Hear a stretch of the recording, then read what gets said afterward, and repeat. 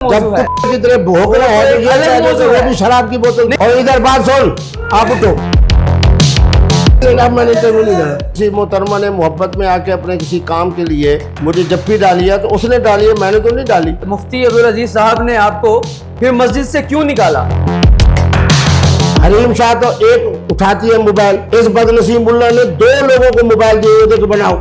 जब आप उठ के आप जा रहे थे तो आपने जाते जाते वो जो जूस की बोतल उठाई थी। मैं लानत भेजता हूँ उस आदमी पर। हर मर्तबा नई खातून के साथ एक नया स्कैंडल। अगर मेरी तरफ से होते तो फिर मैं मोहतरमा का दुपट्टा पहनता, वो तो मेरी टोपी ना पहनती। एविडेंस के तौर पर, सबूत के तौर पर आपको मतलब बता भी दूं।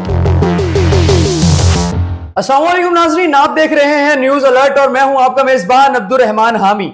नाजरीन, आपके सामने जो शख्सियत मौजूद है, स्कैंडल्स के बेताज बादशाह जनाब मुफ्ती अब्दुल कवी साहब, आइए इनसे गुफ्तगू करते हैं कि काफी दिन गुजर चुके हैं, इस साल इनका नया स्कैंडल अभी तक नहीं आया। आइए इनसे बात करते हैं। अस्सलाम वालेकुम जी।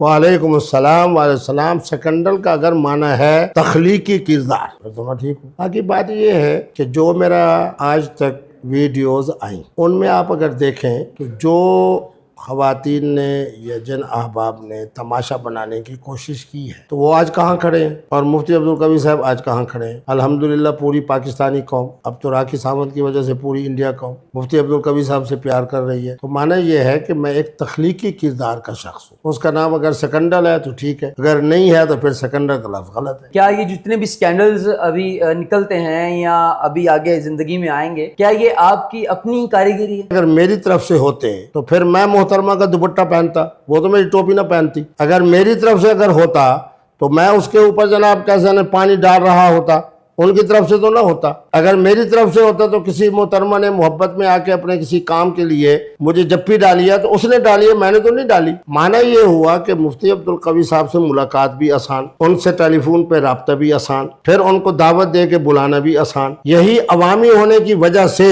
अगर कोई साजिशी किरदार अदा करता है तो आप मुझे बताओ कि कुरान क्या कह रहा है कि हर आदमी का वजन अपने अमाल के मुताबिक है। नहीं मुफ्ती साहब, मेरी बात सुने। आपने चंद दिन पहले उन्होंने आपसे बात की वीडियो कॉल पर, आपने जनाब उन्हें कहा, उन्होंने कहा जी मैंने आपसे मिलना है। आपने कहा जी मैं आपसे मिलना चाहता हूँ, कहाँ मिलने आऊँ आपसे? उन्होंने कहा जी इस जगह पे आ जाएं। वहां पे जब आप गए वहां पे आप पकड़े गए। अगर तो ये वो लड़की ठीक है फिर तो ये बड़ी अफसोसनाक बात है। मैं लानत भेजता हूँ उस आदमी पर जो ये बात कर रहा है, और लानत भेजता हूँ उस मोहतरमा पे जो अगर कहती है कि मुफ्ती साहब उस पर हमलावर हुए हैं। अगर हमलावर हुए हैं तो दिखाए कि कहाँ मैं हमलावर हुआ। अच्छा, जो वीडियो वायरल हो रही है, वीडियो क्या वायरल वो कर रही है कि मुफ्ती साहब से फोन चले एक मर्तबा हम कह देते हैं कि जी एक खातून झूठ बोल रही है। हर मर्तबा नई खातून के साथ एक नया स्कैंडल, नई बात, नया मामला।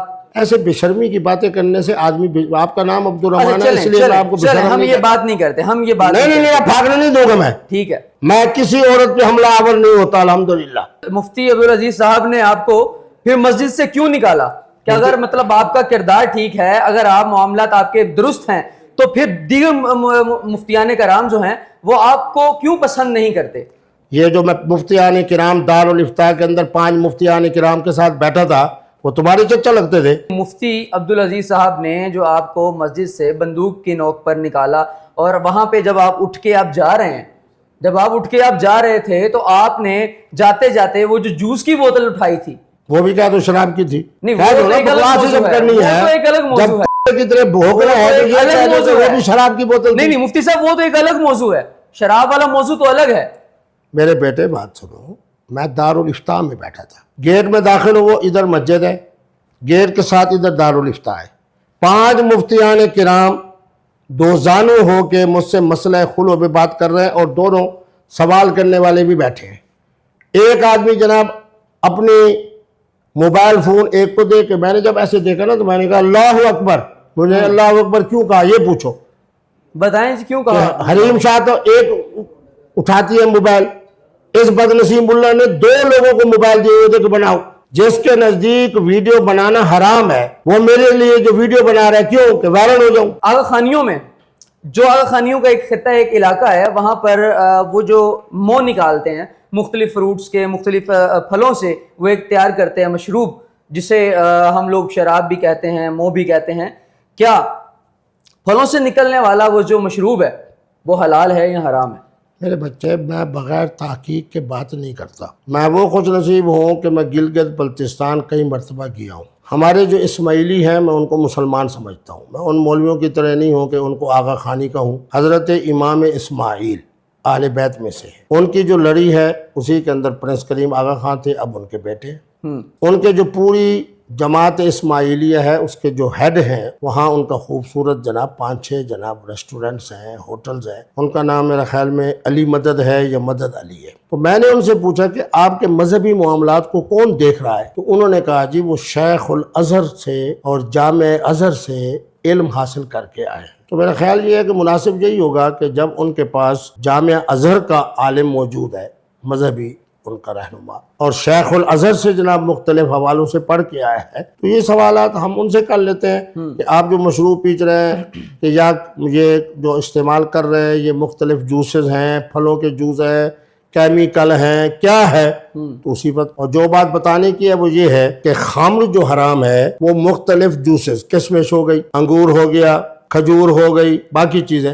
اور یہ جو آج کل ہمارے یہ جو 14 اسلامی ممالک ہیں، ریاست تاجکستان، ترکمانستان، ازبکستان، یہ جو پی رہے ہیں یہ پی رہے ہیں ووڈکا. اس کے اندر کہیں جوسل نہیں ہے، وہ سارا کا سارا پانی اور اس کے اندر ڈالے جانے والا الکوہل حلال ہے. اگر الکوہل حرام ہے تو پھر جتنی آپ کی جناب ہماری جو دوائیں ہیں ہوموپیتھک کی اس میں تو 99% ہے. تو اب یہ علماء تحقیق کریں نا. میں تو تحقیق کر کے آیا ہوں الکوہل کو بنتے ہوئے، میں نے اپنی آنکھوں سے دیکھا، میں نے اس کے اندر کوئی ایسی چیز نہیں دیکھی جو پلیت اور حرام ہو. ٹھیک ہے، مطلب آپ کے نزدیک آپ کہتے ہیں کہ وہ پی سکتا ہے انسان، وہ حلال ہے. اگر کوئی انسان گدوں والی باتیں کر نہیں آپ بتائیں نا. میں یہ کہہ رہا ہوں کہ اگر تمباکو والا پان حلال ہے تو وہ بھی حلال ہے، اور اگر تمباکو والا پان حرام ہے تو وہ بھی حرام ہے. بس موٹی سی بات ہے. یہ چیز نہیں ہو سکتی کہ ایک طرح کی ملتی ہوئی چیزوں میں سے آدھی حلال ہو اور آدھی حرام ہو. جیسے ہمارے مولوی صاحب سادہ لوگوں نے کہا جی کٹے کی قربانی. سارا سال تم بھینس کا دودھ پیتے ہو، گوشت کھاتے ہو، سب کچھ،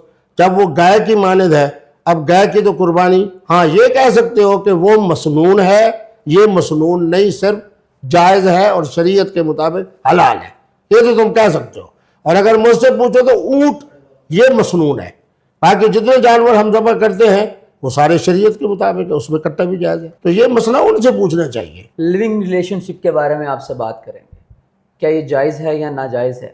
میرے بچے جو نکاح ہے اس کی تعریف کیا ہے؟ محترم اور محترمہ کی رضامندی. آپ ایک آگے سیانے بندے ہو، جہاں بھی محترم اور محترمہ کی رضامندی ہوگی وہ نکاح ہوگا. جو علماء نے کرائٹیریا سیٹ کر رکھا ہے نکاح کا، علماء کی آپ شکایت نہ کرو. اہل تشیع علماء کے ہاں متع آج تک حلال ہے. اہل حدیث علماء نے نکاح مسیار کو حلال کیا ہے. میں نے قرآنی آیت کی روشنی میں نکاح استمتاع کو حلال کیا ہے. قرآن کہہ رہا ہے کہ فمستمتعتم. تو آپ علماء پہ وزن نہ دیں، آپ ایک ضابطہ یاد رکھیں کہ نکاح کیا ہے. محترم اور محترمہ کی رضامندی کا نام نکاح ہے. اب اس کے اندر کم از کم 2 گواہ اور زیادہ جتنے ہوں تو سبحان اللہ. اگر آپ کے پاس 2 گواہ بھی نہیں ہیں تو کیا؟ نہیں آج کے زمانے میں ایسا کوئی زمانہ نہیں ہے. پھر ٹیلی فون پہ مجھ سے رابطہ کر لیں، میں انشاءاللہ 2 استاد بٹھا دوں گا، وہی 2 آپ کے گواہ بن جائیں گے. بچے اور بچیاں جب ایک دوسرے کے قریب ہوتی ہیں تو انہیں پتہ ہوتا ہے کہ حلال کیا ہے اور حرام کیا ہے. آپ نے کہا پاکستان ایک پاکیزہ ملک ہے، اور اس پاکیزہ ملک میں ان ٹک ٹاکرز کے بارے میں آپ کیا کہیں گے جو ٹک ٹاکرز یہاں پہ ناچتے ہیں اور فحاشی پھیلا رہے ہیں، معاشرہ خراب کر رہے ہیں؟ کیا ان کی تعداد ہوگی؟ تعداد 10 تو 12 15 20 25 جناب آپ 20-25 خواتین یا نوجوانوں کی وجہ سے میں اپنی 28-30 کروڑ پاکستان کی آبادی کو، نوجوان نسل کو کیوں برا کہوں؟ ان سے بہت بڑی زیادہ تعداد ہے جنہوں نے حضور کی محبت میں، اہل بیت کی محبت میں، صحابہ کی محبت میں، قرآن مجید کے عشق میں اپنی محبت کا اظہار کیا ہے. تو میں ان کا تذکرہ کیوں نہ کروں؟ غیرت کے نام پر جو قتل و غارت کا سلسلہ جاری و ساری ہے اس کے بارے میں کیا رائے ہے آپ کی؟ میرے بیٹے بات یہ ہے، آپ وہ میرے سے سوال کرو جو میرے متعلقہ ہو. غیرت کے نام پہ سنو میں بتاتا ہوں، غیرت کے نام پہ قتل یہ مسئلہ کچہری کا ہے یا ججز کا ہے یا میرا ہے؟ آپ عالم دین ہیں نا، تو عالم دین ہونے کے حوالے سے میں آپ بھی تو اس پہ بات کر سکتے ہیں. یہی کر سکتا ہوں نا کہ آپ کچہری میں جائیں، ججز سے پوچھیں پاکستان کا قانون کیا کہتا ہے، پاکستان کا آئین کیا کہتا ہے، اس کے مطابق چلیں. آپ پاکستان جو ہماری جو سیاست جو ہے وہ کس نہج پہ ہے؟ میرے بیٹے یہی محترم عمران خان صاحب جب گئے اقوام متحدہ میں جس طرح انہوں نے کشمیر کی مظلومیت کو وہاں بیان کیا، میرے اور آپ کے نبی رحمت کے مقدمے کو لڑا، حضور کی شان بیان کی، ایک اس قدر قیمتی جملہ کہا جو ان کی نجات کے لیے اور دنیا اور آخرت کی کامیابی کے لیے، کہ جب حضور کے بارے میں آپ کچھ کہتے ہو تو ہمارا دل دکھتا ہے۔ یہ وہی دن ہے، اسی دن کی مناسبت سے اس کا کریڈٹ بھی جائے گا تو محترم عمران خان کو جائے گا کہ اسی نے اقوام متحدہ کے اندر کشمیر کے مسئلے کو اٹھایا۔ پھر منفی ذہن والے لوگ بھی تھے، انہوں نے کہا جی یہ تو کشمیری بیچ ہے۔ بات یہ ہے کہ اس طرح کے لوگ ہر زمانے میں ہیں۔ بہرحال آج میں نے دیکھا کہ کشمیر سے مناسبت کی وجہ سے یوم شہداء کشمیر، یوم استحصال کشمیر، بہرحال پاکستانی قوم نے اپنا کردار ادا کیا، اور بالخصوص آپ جیسے نوجوان نسل نے اپنا ایمان کا، پاکستان سے محبت کا، اس کا اظہار کیا ہے، تو ہم ان کو سلام پیش کرتے ہیں، اور الحمدللہ پاکستان اور کشمیر یہ انشاءاللہ ایک ہی طرح سے چلیں گے، اور اللہ کشمیر کو آزادی عطا فرمائے۔ آمین ثم آمین۔ قال رسول اللہ صلی اللہ علیہ وآلہ وسلم انما الاعمال بالنیات۔ آپ صلی اللہ علیہ وآلہ وسلم نے فرمایا تھا کہ اعمال کا دار و مدار نیتوں پر ہے۔ اگر تو آپ اعمال درست ہیں آپ کے اعمال تو اس کے مطابق اس کا اجر ملے گا، اگر آپ کے اعمال میں کہیں نہ کہیں کوئی نہ کوئی کھوٹ ہے تو اس کے بھی آپ کو اس کا اجر بھی اس کے مطابق ملے گا۔ تو ناظرین یہ تھے مفتی عبدالقوی صاحب جن سے ہم نے گفتگو کی، اور یقیناً اس پورے پروگرام میں بہت گرما گرمی بھی ہوئی اور بہت سے معاملات جو ہیں وہ دھرم بھرم ہونے کی طرف جا رہے تھے، لیکن سنبھل گئے۔ تو معاملات جو ہیں اللہ تعالیٰ بہتر ہی رکھے۔ مفتی صاحب کا بہت شکریہ، مفتی صاحب نے ہماری یہ کال پر لبیک کہا اور یہاں پر تشریف لائے۔ ملتے ہیں اگلے پروگرام میں، تب تک کے لیے اپنے میزبان عبدالرحمان حامی کو دیجیے اجازت۔ اللہ نگہبان۔